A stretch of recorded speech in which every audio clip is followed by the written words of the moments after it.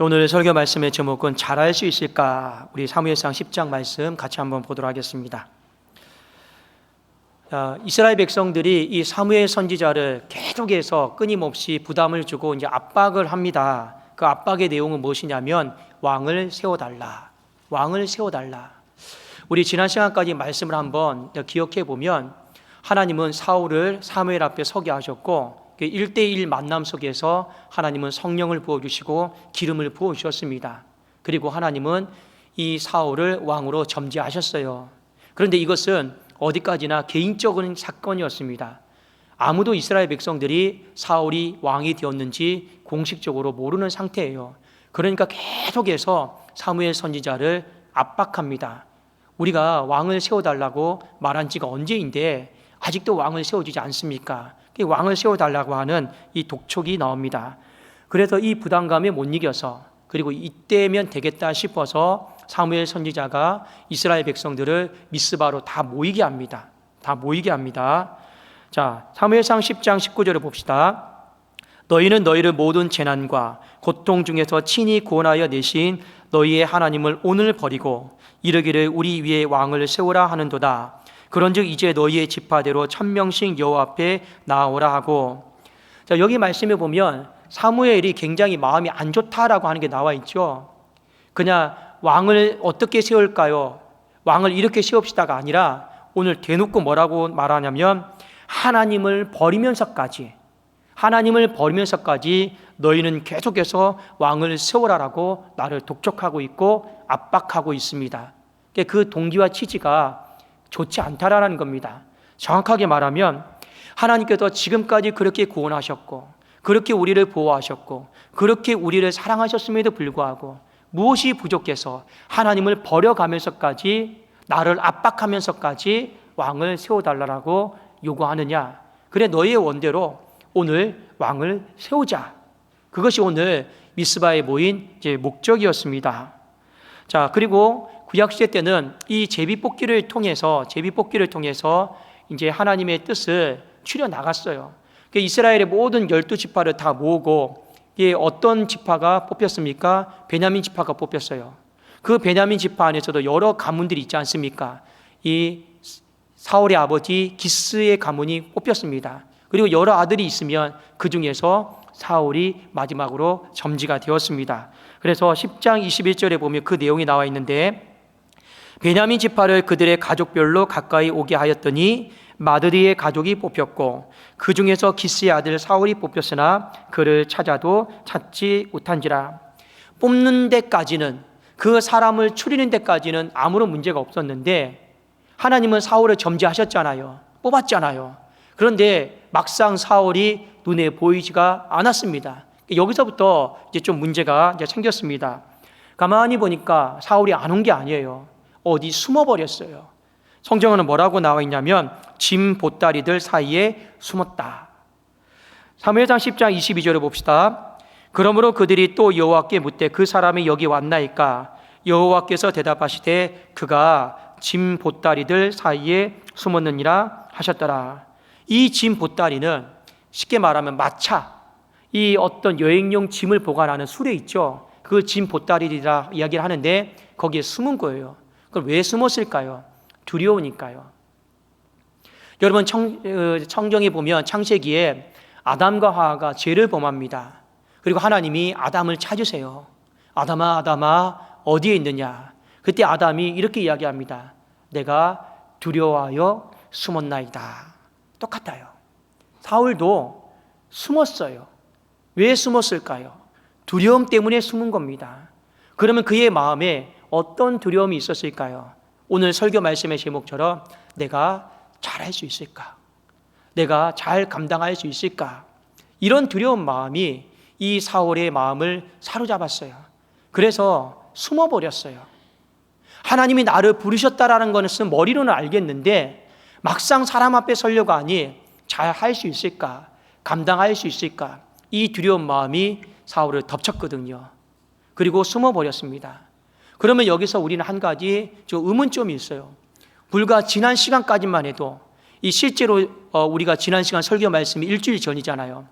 그리고 사울이 사무엘에게 기름 붓고 나서 오늘 미스바에 모인 날도 거의 일주일 후입니다. 그러면 불과 일주일 전까지만 해도 성령의 기름 부으심이 있고 하나님의 성령이 사울을 덮쳤잖아요.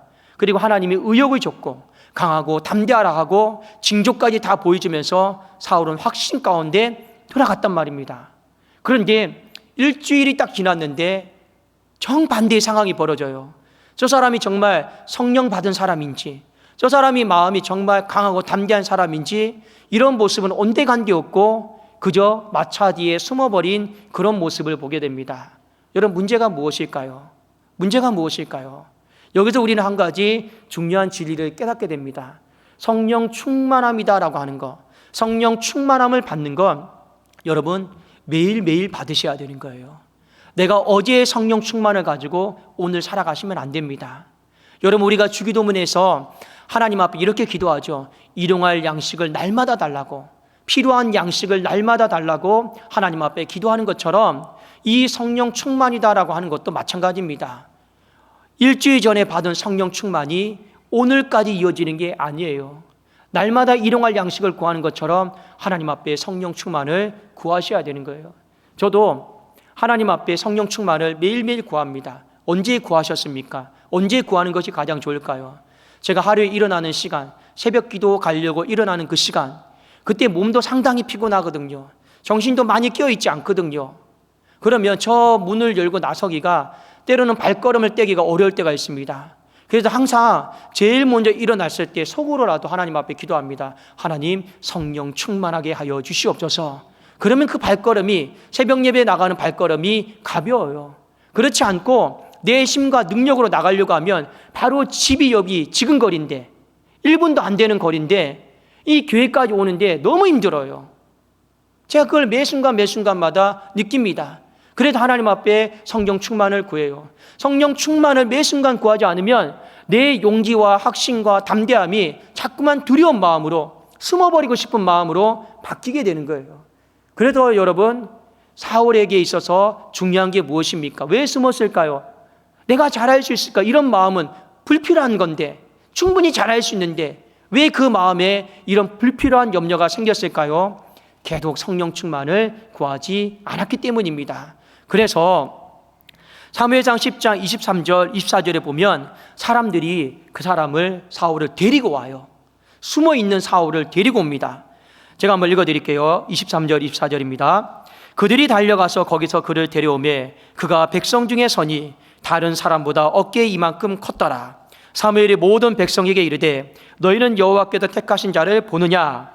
모든 백성 중에 짝할 리가 없느니라 하니 모든 백성이 왕의 만세를 외쳐 부르니라. 두려운 마음에 숨어있던 그 사람을 데리고 왔어요. 그런데 어떤 일이 벌어집니까? 이 사람이 왕이니까? 그렇게 말한 사람이 없어요. 다 왕 만세하고 외쳤습니다. 사울의 마음이 자신감을 얻었어요.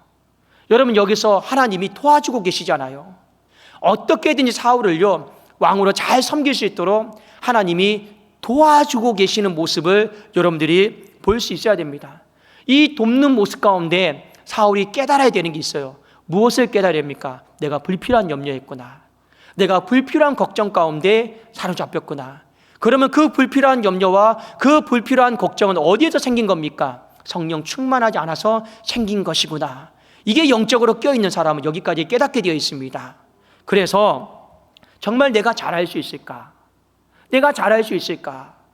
우리 인생을 살아가면서 이런 질문들 참 많이 하는데 중요한 건 마귀는 넌 못해. 넌 잘할 수 없어. 자꾸만 우리의 마음을 두렵게 만든단 말이에요. 두렵게 만들어요. 그런데 그건 절대 하나님이 우리에게 주신 마음이 아니다라는 거예요. 왜냐? 성경에 분명히 명시가 되어 있습니다. 디모데후서 1장 7절에 보면 하나님이 우리에게 주신 것, 하나님이 우리에게 주시는 마음은 두려워하는 마음이 아니요 오직 능력과 사랑과 절제하는 마음이다. 그러니까 이 두려워하는 마음은 하나님이 주신 마음이 아니고 마귀가 주는 마음이에요. 그러니까 이 두려워하는 마음은 자꾸 왜 생기는 겁니까? 우리의 마음이 성령 충만하지 못하면 자꾸 두려운 마음이 찾아와요. 마귀가 넣어주거든요. 그걸 막아낼 힘이 없는 거예요. 막아낼 힘이 없는 거예요. 그런 두려운 마음들이 찾아오죠. 그래도 여러분, 하나님이 우리에게 주신 마음은 무엇입니까? 왕으로 불렸는데 너를 불렀다.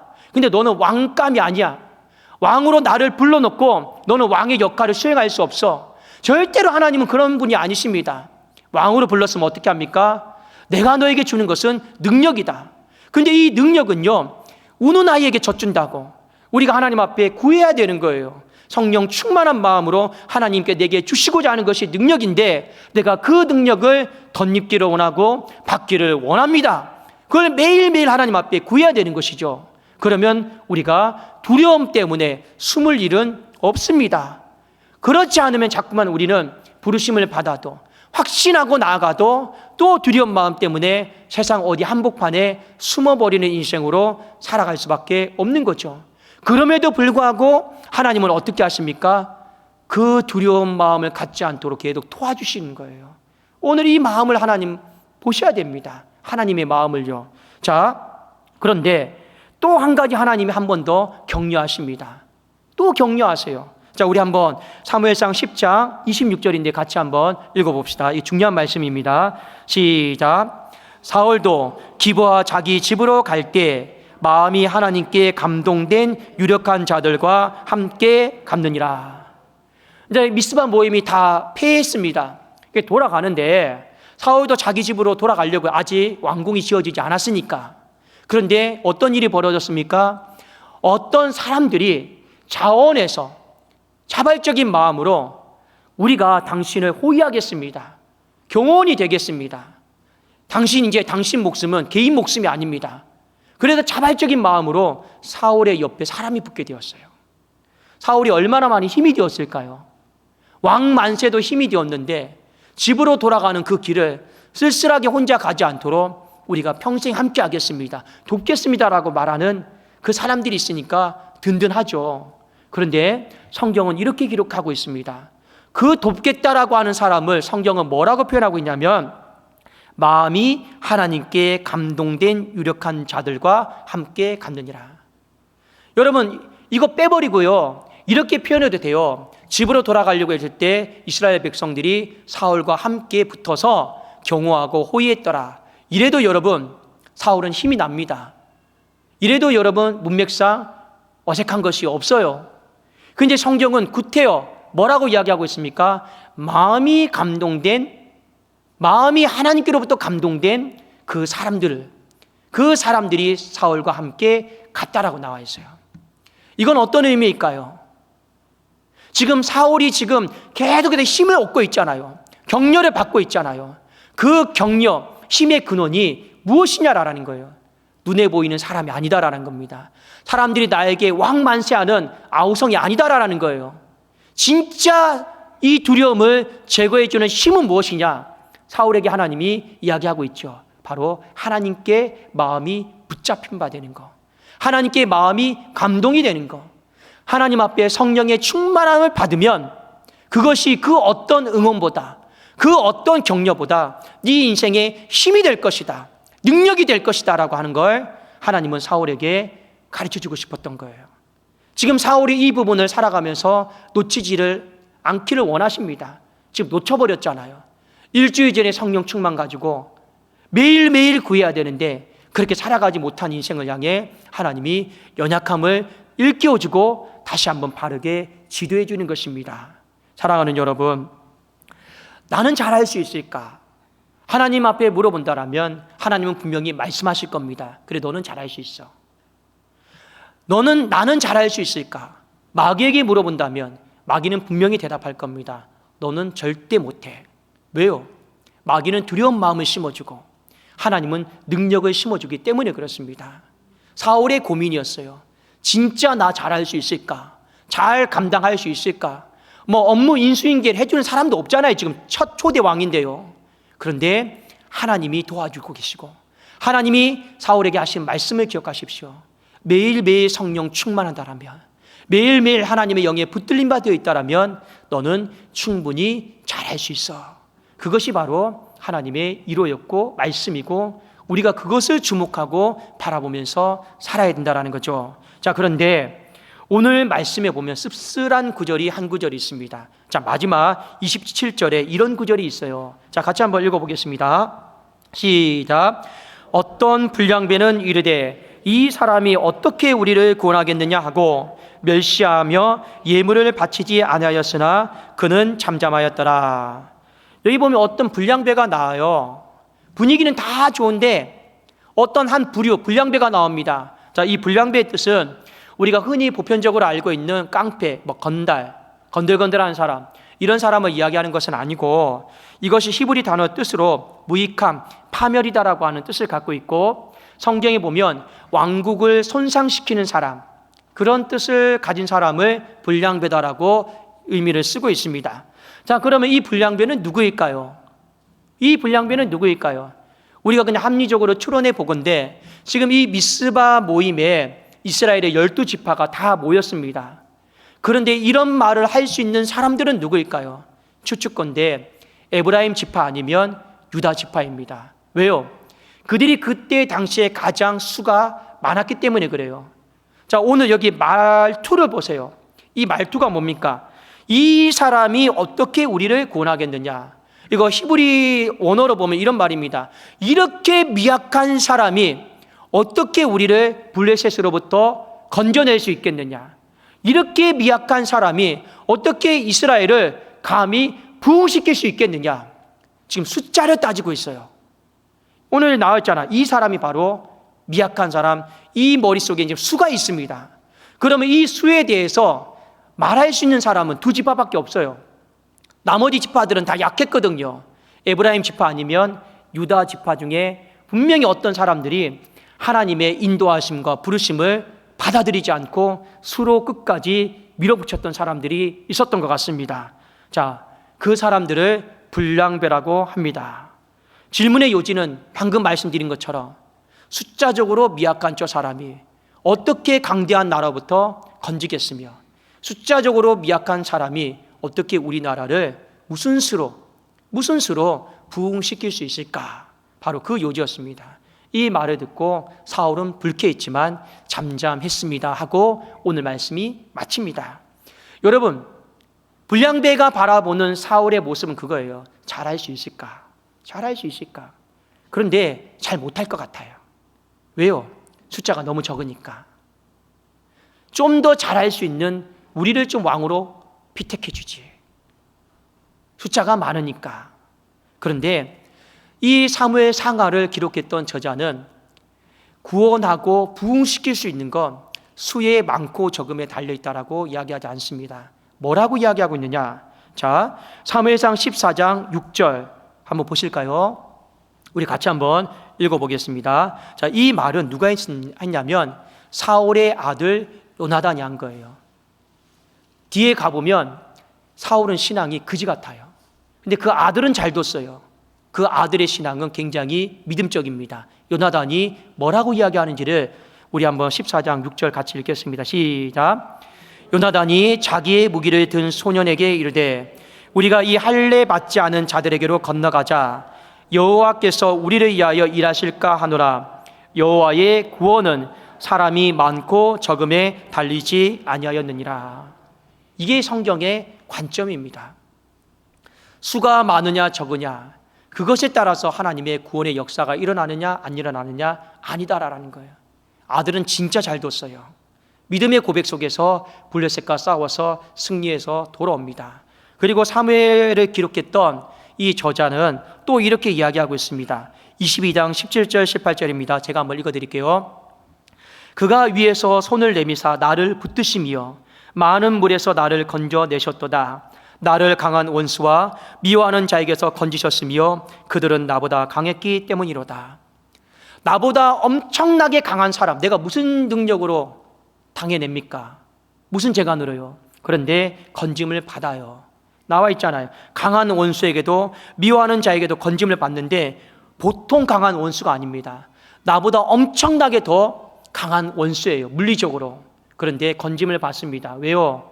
성경에 뭐라고 기록되어 있습니까? 하나님이 위에서 손을 내밀었다고 되어 있습니다. 하나님이 위에서 손을 내밀어서 나를 붙들었다라는 거예요. 이것이 바로 성령 충만입니다.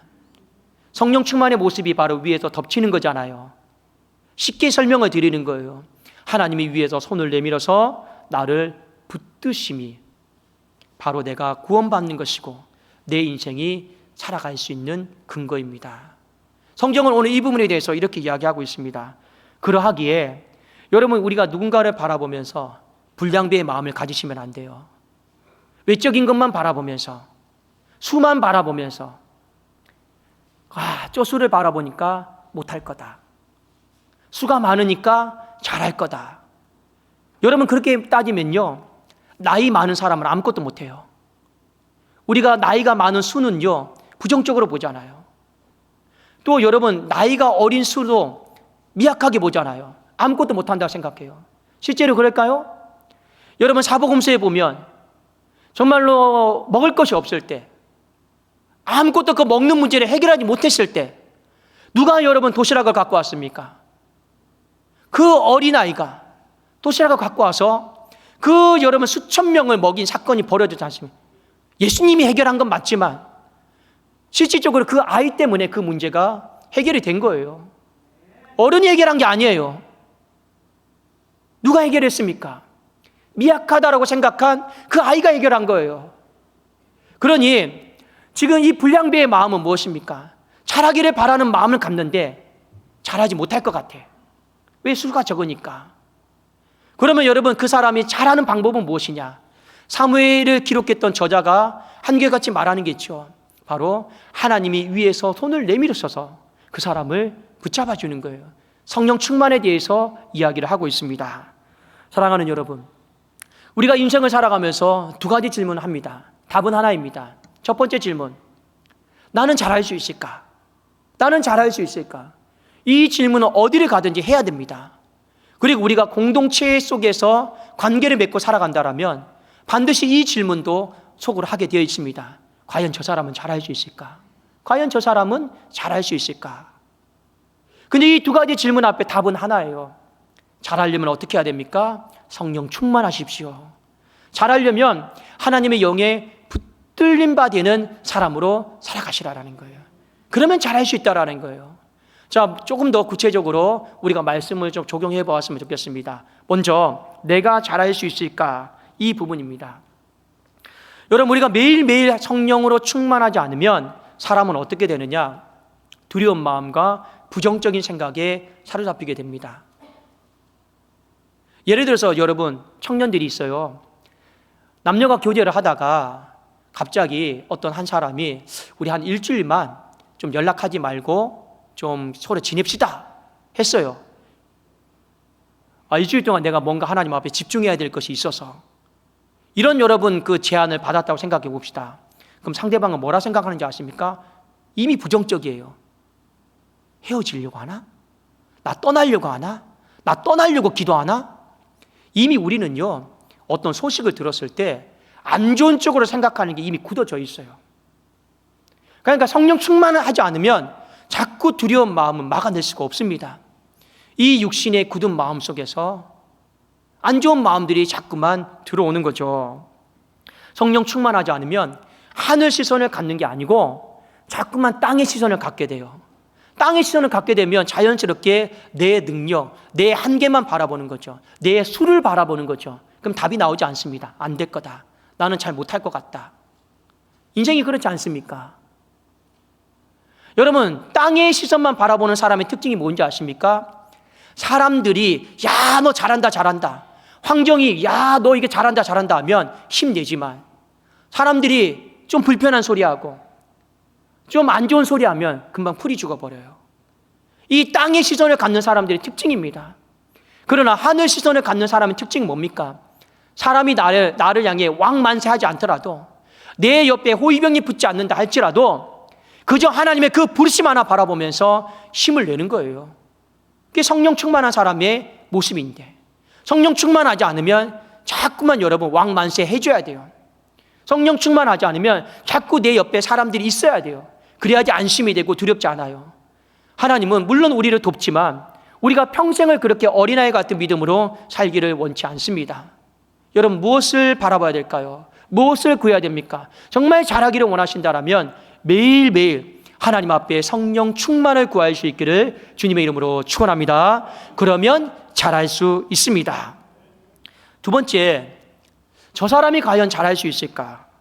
우리가 이 공동체의 관계 속에서 상대방에 대해서 우리가 마음적으로 생각을 할 때가 많이 있습니다. 부모는 자녀에 대해서 진짜 내 새끼가 잘할 수 있을까? 잘 살아갈 수 있을까? 이런 마음 많이 갖죠.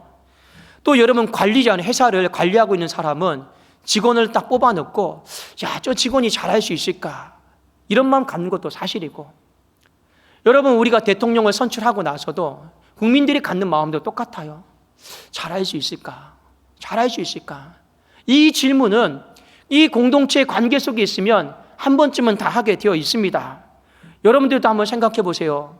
제가 2017년도에 이 독산동교회에 부임을 했는데 그때 나이가 만 40도 안 되었습니다.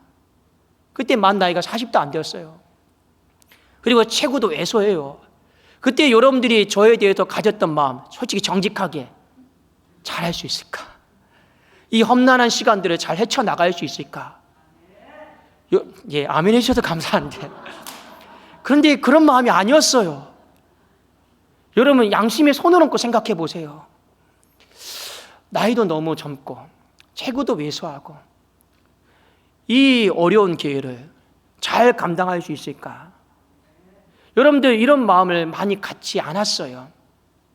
여러분, 심지어 우리 교회 바로 앞집에 사시는 건물주가 있어요. 전혀 교회는 다니지 않지만 우리 교회 독산동조씨가 누구보다 잘 알고 있는 이 앞집 건물의 사장님이 있어요. 지나가다가 첫인사를 드렸습니다. 하시는 말씀이 뭔지 아십니까? 1년은 버티시렵니까? 제가 그 말 들었어요, 오자마자. 근데 지금 제가 매일매일 인사할 때만 그래요. 저 아직도 있습니다. 저 아직도 있습니다. 왜요? 잘하기를 바라는 마음은 있는데, 그런데 수를 보고 외적인 것을 보면 우리는 이상하게도 불량배의 마음이 들어와요. 저뿐만 아니라 모든 사람들에게도 이 부분이 동일하게 적용이 됩니다. 오늘 여러분, 유다 지파인지는 모르겠으나 에브라임 지파인지는 모르겠지만 그 수를 믿고, 그 수가 오늘날로 말하면 영어로 스펙이죠. 그걸 믿고 그 수가 많으면, 스펙이 좋으면 큰 일을 할 수 있을 것 같고, 그 수와 스펙이 나쁘면 부흥을 못 시킬 것 같고, 그것이 그 당시에 이 불량배가 가졌던 마음이었습니다. 그런데 하나님은 말씀하셨어요. 수에 달려있는 게 아니다. 외적인 거 바라보지 마라. 저 사람을 향해서, 자녀를 향해서 불량배의 마음을 갖지 말고 성령 충만하도록 기도해 주는 사람이 되라. 그것이 하나님께서 주신 말씀이었습니다. 사랑하는 여러분, 하나님은 유다냐, 에브라임이냐, 베냐민이냐 수를 보고 선택하신 적이 한 번도 없습니다. 그런데 결과론적으로 봤을 때 수를 의지하는 지파는 하나님은 한 번은 쓰셨지만 두 번은 쓰시지 않았습니다. 예를 들어 볼까요? 에브라임 지파, 어마어마하게 수가 많아요. 에브라임 지파하면 지도자가 누구입니까? 여호수아입니다. 그런데 하나님은 더 이상 에브라임 지파를 쓰지 않았어요. 수를 의지하니까. 베냐민 지파, 수와 상관없이 하나님이 쓰셨습니다. 그런데 사울이 세상 말로 말하면 다 말아 잡섰어요. 그 아들 요나단은 그렇지 않았는데 사울은 수에 의지해 버렸어요. 무엇을 보면 알 수 있습니까? 전쟁하고 돌아오는데 사람들이 막 떠들어요. 뭐라고 떠드느냐? 사울은 천천히요, 다윗은 만만이라. 굉장히 기분 나쁘죠. 여러분, 오늘날로 말하면 담임 목사가 설교하고 부교육자가 설교하는데 성도들이 부교육자 설교에 더 많이 은혜 받는다라고 하면 담임 목사가 힘들죠. 그 원리입니다. 그런데 오늘 성경 보세요. 다윗이 전쟁하고 돌아오는데 사울도 전쟁하고 승리 참 많이 했습니다. 블레셋이 베냐민 물어뜯는 일이 아닙니까? 싸움 잘했어요. 근데 돌아왔을 때 사람들이 사울은 천천히고 다윗은 만만이다. 이 수에 걸려버렸어요. 수에 걸려버렸어요. 그냥 넘어갔어야 되는데 그가 수를 의지하고 있다라고 하는 걸 하나님이 대놓고 드러내신 겁니다. 그러니까 베냐민 지파는 한 세대를 못 넘겨요. 하나님이 더 이상 왕으로 삼지 않습니다. 유다 지파, 다윗도 지극히 작은 자 중에서 하나님이 선택하셨습니다. 근데 왜 다윗의 지파는 계속 하나님이 쓰십니까? 그 지파가 수에 의존하지 않아요. 스펙에 의존하지 않아요. 눈에 보이는 것에 의존하지 않아요. 왠지 아십니까? 다윗은 알거든요. 하나님이 중심을 보고 자기를 선택하셨다라는 걸 알았거든요. 외모를 본 것이 아니고. 그래도 평생에 수에 의존하지 않습니다. 그리고 하나님은 쓰셔요. 여러분, 잘할 수 있을까? 정말 저 사람이 잘할 수 있을까? 내가 잘할 수 있을까? 이 질문은 상당히 인생에 있어서 중요한 질문입니다.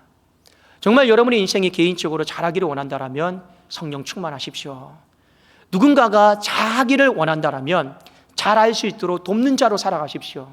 불량배의 마음을 갖지 마시고 정말 자녀를 위해서 기도해 주는 어미가 되시고 아비가 되시고 여러분 정말 기도해 줄 수 있는 성령 충만하도록 기도해 줄 수 있는 여러분 믿음의 권속들이 되시라라는 거예요. 저도 부교육자들이 잘하기를 원하는 마음이 있습니다. 근데 때로는 다 못할 때도 있어요. 그럼 왜 이렇게 못합니까? 그게 아니죠. 더 잘할 수 있도록 기도해야 되는 거예요. 내 기도 부족인 거죠. 안 그렇습니까? 여러분 답은 하나입니다. 성령 충만. 하나님이 위에서 손을 내미사 그 사람을 붙잡아 주시면 우리는 잘할 수 있고 내가 바라보는 저 사람도 잘할 수 있음을 믿고 우리 남은 2월 한 주를 살아가면서 성령 충만한 가운데 숨어버리는 인생이 아니요 기회 있는 대로 의욕을 가지고 잘할 수 있는 잘할 수 있도록 돕는 저와 여러분이 되기를 주님의 이름으로 축원합니다. 기도하겠습니다.